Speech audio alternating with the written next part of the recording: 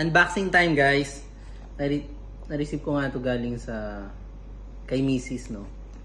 Ang una kong wireless microphone. Tingnan natin kung ano yung tsura niya.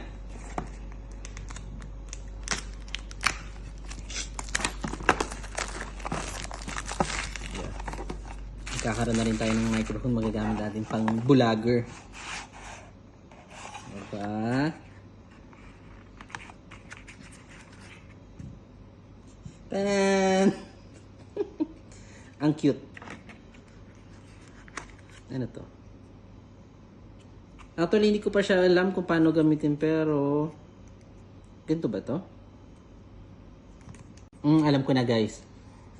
Mali pala to. Ito yung sa cellphone.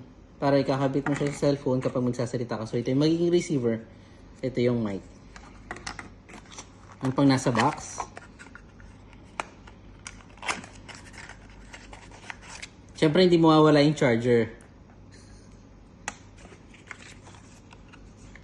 So meron ding wala, pamphlet na lang.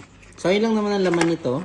So i-check natin sa mga susunod na vlog. Ayun lang naman.